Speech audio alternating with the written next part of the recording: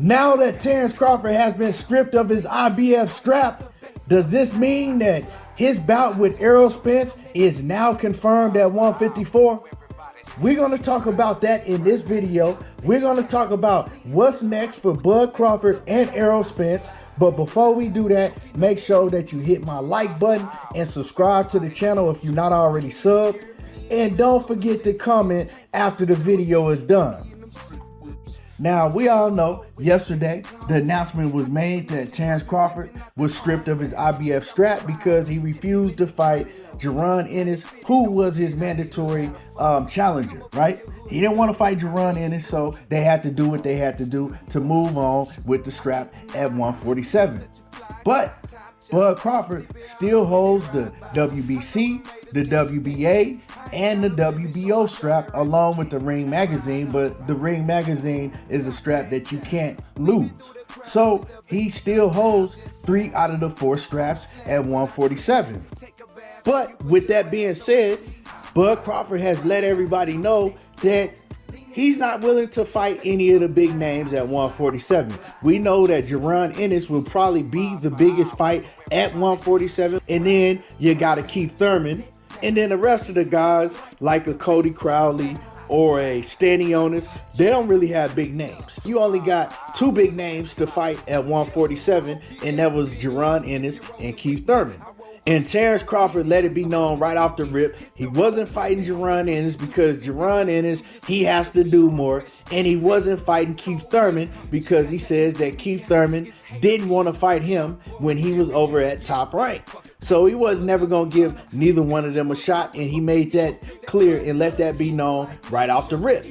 But he said if Errol Spence wants his rematch, he has to fight me at 147. Now, we all know that Spence can't make 147. We just recently saw a photo of Errol Spence, and he is nowhere near making 147 pounds. So that fight will have to take place at 154. Now, we don't know what Errol Spence is going to do. We haven't heard from him.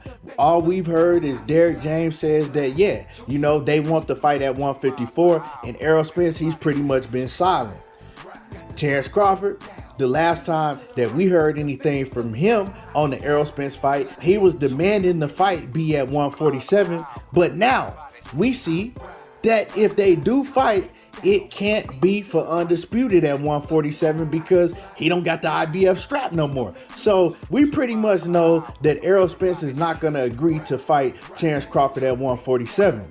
And now we also know that Bud Crawford is not going to get his dream fight with Canelo because Canelo let it be known that it's really a waste of his time. And Canelo is right. If Canelo beats Terence Bud Crawford, he's not going to get no credit. It's a waste of his time. Canelo got other big fights to make.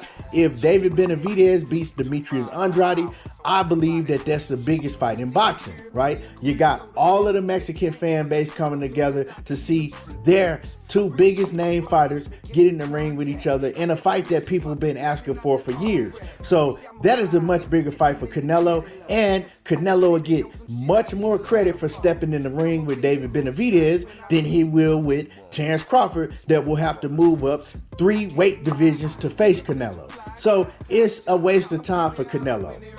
And that fight is just a money grab for Terence Crawford. So that's a fight that's not going to happen. So now Bud has to look at other options. Of course, the next option would be Errol Spence. Now, when you look at the circumstances that just happened, now Bud Crawford, he's not going to be able to demand the fight be at 147 because it's not going to happen. Any other fights for Bud Crawford, right, would be at 154.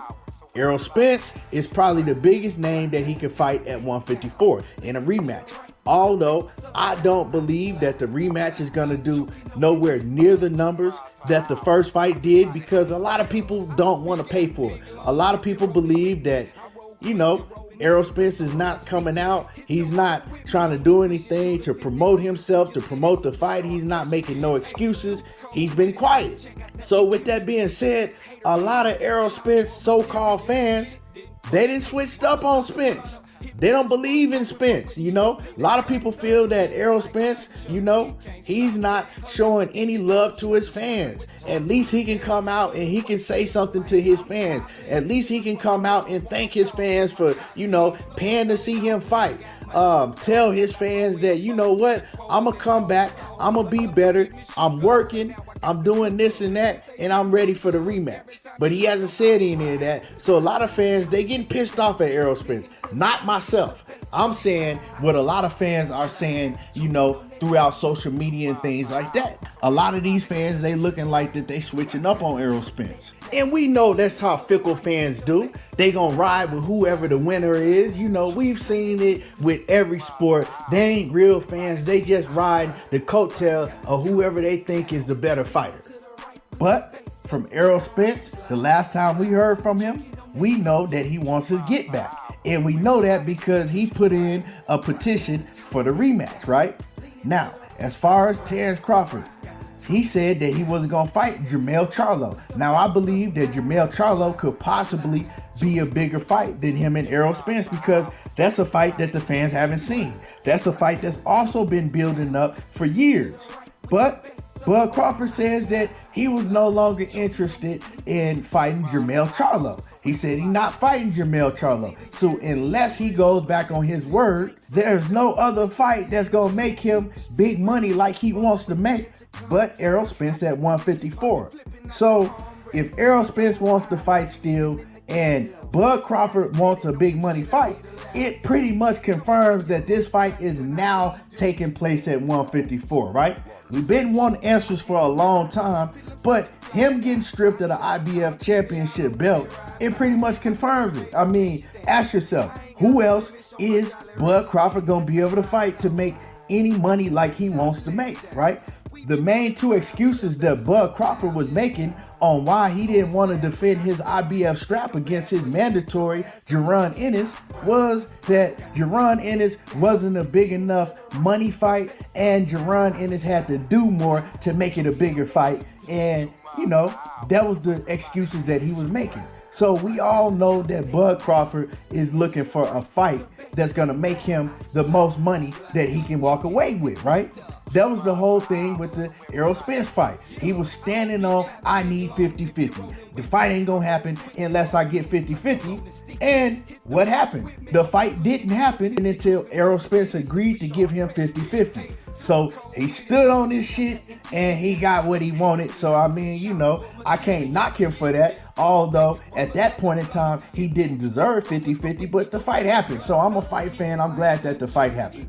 Now it's time to run it back, you know, and that is the biggest money fight because although a lot of people think that they already know the outcome, a lot of people still gonna pay for it. I'm gonna say that more people are gonna pay to see the rematch between Errol Spence and Terence Crawford than people will pay to see Terence Crawford in a Tim Tszyu or Terence Crawford against anybody else at 154, not named Jermell Charlo.